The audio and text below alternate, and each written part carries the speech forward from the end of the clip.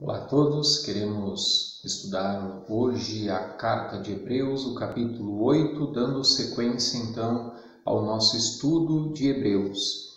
E eu vou estar lendo e vamos explicando também por partes.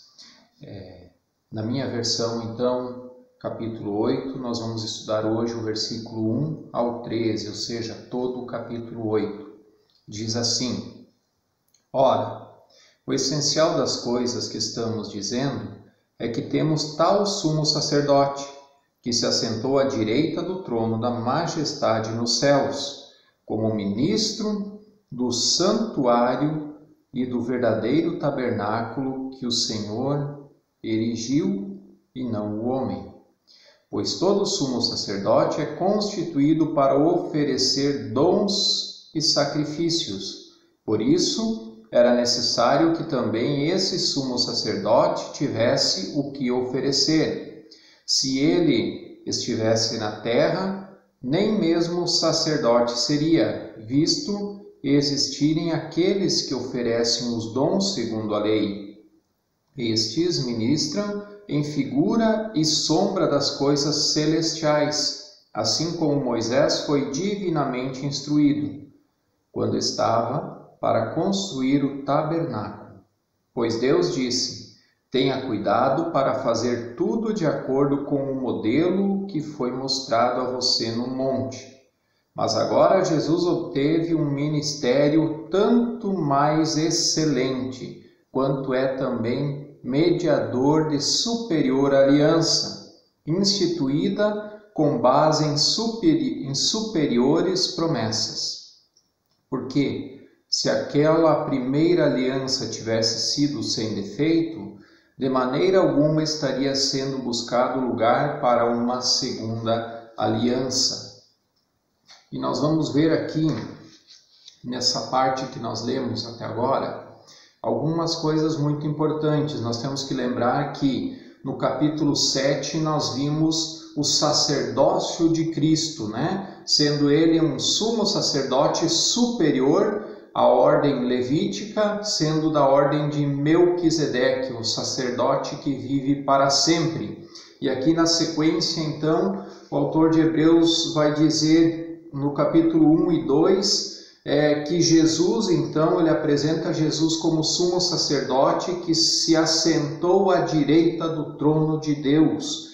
E ele vai dizer: ora, o essencial das coisas que estamos dizendo é que temos tal sumo sacerdote. Quer dizer, o mais importante é que nós temos esse sumo sacerdote que está sentado à direita de Deus, no trono da majestade, como ministro do santuário e do verdadeiro tabernáculo que o Senhor erigiu e não homens. Então aqui ele apresenta Jesus como sumo sacerdote que está ao lado de Deus. No versículo 3 e 4 nós vemos então aqui que Jesus é um sacerdote que oferece o grande e único sacrifício necessário. Ele se fez sacrifício e vai dizer que esse sumo sacerdote ele tinha que ter o que oferecer, porque todo sacerdote ele oferecia sacrifícios, ofertas em prol do povo. E aqui então esse sumo sacerdote que é Cristo, ele oferece um melhor e mais perfeito sacrifício. Ele se deu ele mesmo como sacrifício. Ele se deu como a ovelha do sacrifício. No versículo 5, nós vemos a figura dos sacerdotes levitas, então os sacerdotes do Antigo Testamento, como uma sombra das coisas celestiais. E vai dizer que o próprio Moisés, ele quando foi instruído por Deus, ele foi instruído então para que cumprisse à risca tudo aquilo que Deus tinha dado, Vai dizer assim: estes ministram em figura e sombra das coisas celestiais, no versículo 5. E no final do versículo vai dizer: pois Deus disse, tenha cuidado para fazer tudo de acordo com o modelo que foi mostrado a você no monte, falando para Moisés. Então é uma figura daquilo que é nos céus. Deus mostrou então para Moisés como ele deveria fazer, e é a sombra daquilo que Jesus seria depois, o grande sumo sacerdote, né? Nós vemos ainda no versículo 6 e versículo 7, Jesus sendo o mediador de uma aliança superior, uma nova aliança que se fazia ou se faz ou se fez, né, necessária. E Deus faz então ela superior à primeira aliança que tinha com o povo. E vai dizer, mas agora Jesus obteve um ministério tanto maior e excelente, quanto é também mediador de superior aliança, instituída com base em superiores promessas. Porque se aquela primeira aliança tivesse sido sem defeito, de maneira alguma estaria sendo buscado lugar para uma segunda aliança. Teve problema na primeira aliança, e é o que nós vamos ver agora na sequência. E por esse problema que teve, né, na primeira aliança, então era necessário uma nova aliança, uma aliança superior que Deus então faria com o povo. E aí nós vamos então no versículo 8 ao versículo 12, que diz: E de fato, repreendendo-os, diz: Eis aí vem dias, diz o Senhor, e firmarei nova aliança com a casa de Israel e com a casa de Judá. Aqui ele está citando agora até o versículo 12, vai citar Jeremias capítulo 31, versículo 31 ao 34. E aqui nós vamos ver várias coisas essenciais para a gente entender esse fato da primeira aliança e da segunda aliança. Então ele começa dizendo que vem dias que o Senhor vai firmar uma nova aliança com a casa de Israel e com a casa de Judá. Versículo 9 ao 12, então. Não segundo a aliança que fiz com os seus pais no dia em que os tomei pela mão, para os tirar da terra do Egito, pois eles não continuaram a minha aliança, e eu não dei atenção a eles, diz o Senhor. Porque esta é a aliança que farei com a casa de Israel. Depois daqueles dias, diz o Senhor, imprimirei as minhas leis na mente deles, e as escreverei sobre o seu coração. E eu serei o seu Deus, e eles serão o meu povo.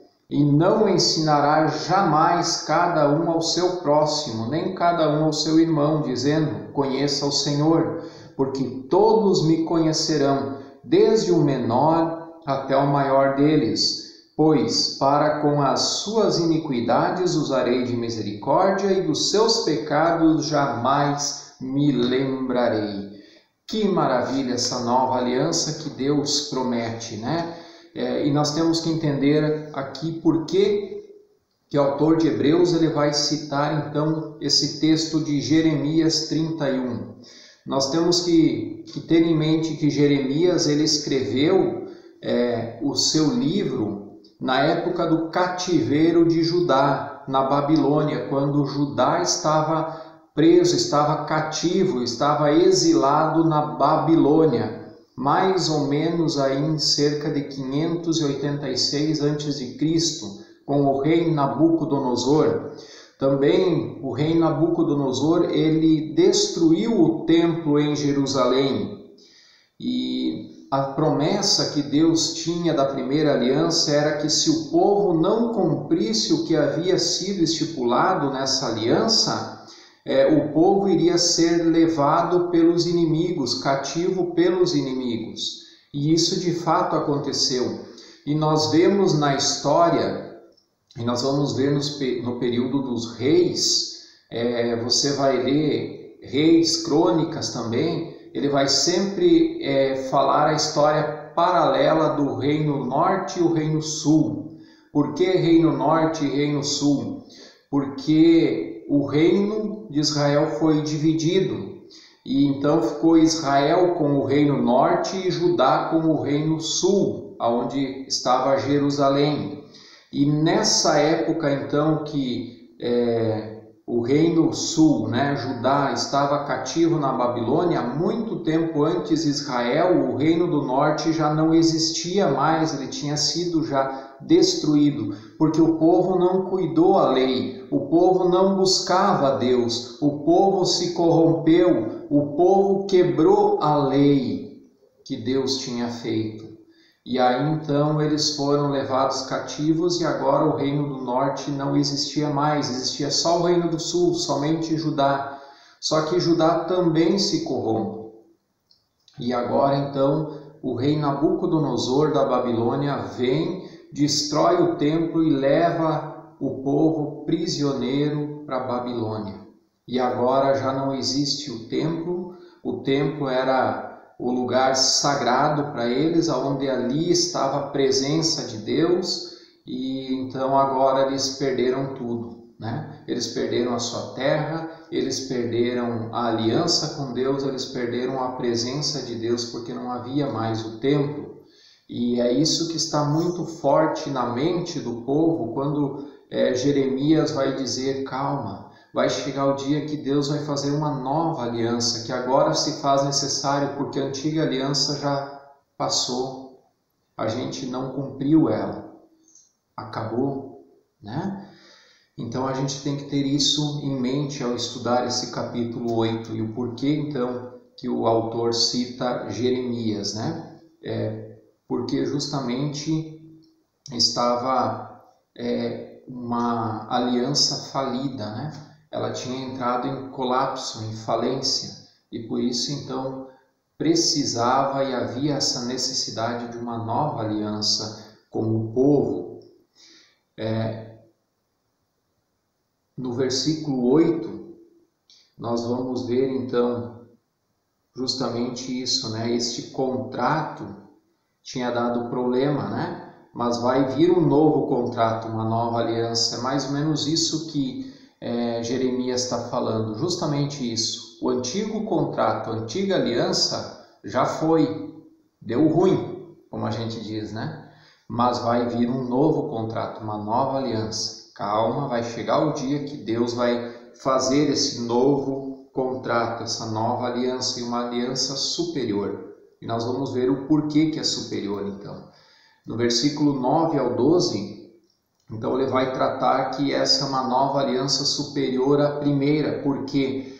Porque a lei, ela vai estar na mente e no coração.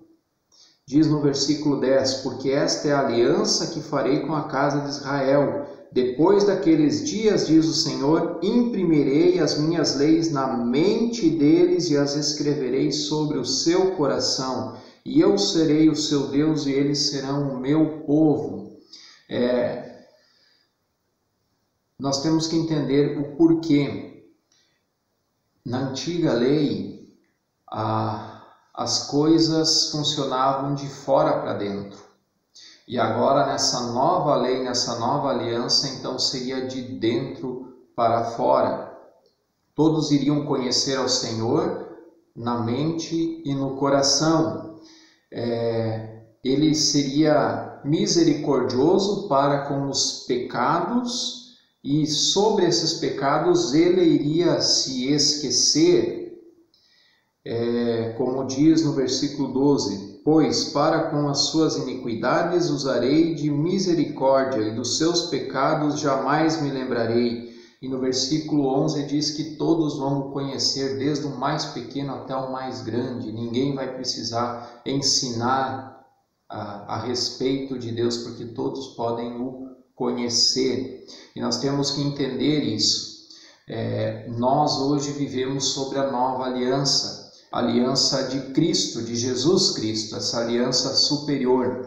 E como que funciona essa nova aliança? No momento que eu entrego a minha vida a Cristo, quando eu reconheço Jesus Cristo como o sumo sacerdote, como aquele que se fez sacrifício por mim, pelo meu pecado, eu reconheço que Jesus Cristo, ele é o único Senhor e Salvador da minha vida. Quando eu faço uma oração com o coração quebrantado, uma oração sincera, dizendo, Senhor, eu entendi que eu preciso de Jesus, porque Ele é o único mediador. É Ele que faz com que o meu pecado seja esquecido. Eu preciso de Jesus como meu Senhor e Salvador. Quando a gente faz essa oração, acontece algo extraordinário na nossa vida, porque além dos nossos pecados serem perdoados, nós recebemos o Espírito Santo, nós nos tornamos o templo do Espírito Santo, e o Espírito Santo agora habita em nós, no nosso coração. E por isso então que fala que a lei estaria na nossa mente e no nosso coração, porque o Espírito Santo ele está conosco, ele está no nosso coração, ele começa a nos dirigir, ele começa a nos mostrar as coisas que nós devemos mudar, aquilo que nós devemos melhorar como seres humanos, como pessoas, né? Como cristãos. E não precisa que ninguém nos fale quem que é Deus. No momento que eu tenho essa experiência, que eu tiver sentido o Espírito Santo vir habitar no meu coração, eu vou saber quem que é Deus, não precisa ninguém me falar, né? Então essa é a nova aliança, que ela vem de dentro para fora. Quando o Espírito Santo habita em mim, agora vai para o exterior, as minhas ações, as minhas consequências serão mudadas depois do meu interior ter sido mudado, né? E nós vemos então no versículo 13, que vai falar quando ele diz: nova aliança torna antiquada a primeira. Ora, aquilo que se torna antiquado e envelhecido está prestes a desaparecer. Então nós vemos que a nova aliança de Cristo substitui a antiga, que é antiquada, né? É uma aliança que está ultrapassada, que é uma aliança que não serve mais. E por isso nós temos que ter cuidado quando a gente lê alguns textos do Antigo Testamento. Não é mais uma prática nossa hoje. Por exemplo, no Antigo Testamento nós precisamos de sacrifícios pelos nossos pecados. Então eu tenho pecado, eu tenho cometido pecado, então eu tenho que pegar uma ovelhinha e ir até o templo, até a igreja, entregar para o sacerdote ou para o pastor então fazer um sacrifício com aquela ovelha, eu vou impor as minhas mãos sobre ela e os meus pecados vão estar perdoados então. Então isso não é mais necessário, porque Jesus Cristo ele se torna o sacrifício, ele se tornou o Cordeiro de Deus, aquele que tira o pecado do mundo. Ele se ofereceu como sacrifício e ele foi o sacrifício definitivo. Então agora eu não preciso mais levar um sacrifício até a igreja, mas eu preciso aceitar o sacrifício de Jesus por mim. Também no Antigo Testamento nós vemos que o templo era o local da presença de Deus. Então era lá que o povo judeu adorava. Eles iam adorar a Deus no templo, era o lugar onde que Deus estava. E o templo foi destruído. E nós vemos ainda hoje dentro da cultura judaica, muito forte essa questão da presença de Deus. Quando a gente vê as reportagens, talvez você que está assistindo já conheça, já foi lá, né, no Muro das Lamentações. É o único pedaço do templo que ainda existe. O resto tudo já foi destruído e foi reconstruído. Hoje é uma mesquita, né? O lugar do templo é uma mesquita. E a única lembrança do templo, o que sobrou do templo, é aquele pedaço do muro do templo, por isso chamado Muro das Lamentações. E os judeus então eles vão até ali no muro levar as suas orações a Deus, porque ali é o que resta então daquilo que representava a presença de Deus, como se ali no muro Deus estivesse, né? Mas nós sabemos que não se aplica isso nos nossos dias. Por quê? Porque Jesus mesmo disse para a mulher samaritana, quando ela pergunta: Senhor, Os judeus dizem que nós temos que adorar no templo, nós os samaritanos dizemos que tem que ser no monte. E aí, aonde que é? Aonde que nós devemos adorar o Senhor? É no monte ou é no templo? E aí Jesus diz, não é nem no monte e nem no templo, mas é em espírito e em verdade, né? É de coração, nós temos que adorar a Deus com o nosso coração.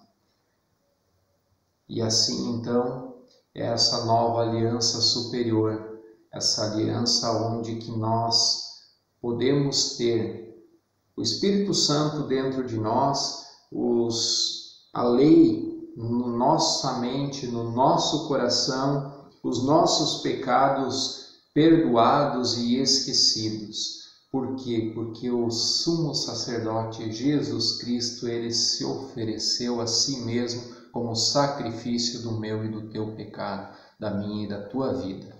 E Deus quer que todos nós sejamos salvos por esse sumo sacerdote. Basta nós queremos. A pergunta é, você tem certeza da tua salvação?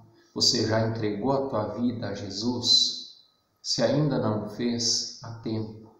Entrega o teu caminho ao Senhor, confia nele e ele, no mais, tudo o resto ele fará. Que Deus te abençoe e que você, se não tomou essa decisão, possa tomar essa decisão que vai ser a mais importante da tua vida.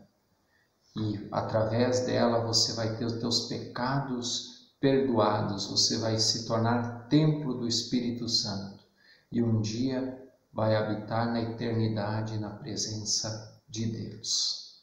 Que Deus te abençoe. Em nome de Jesus. Amém e amém.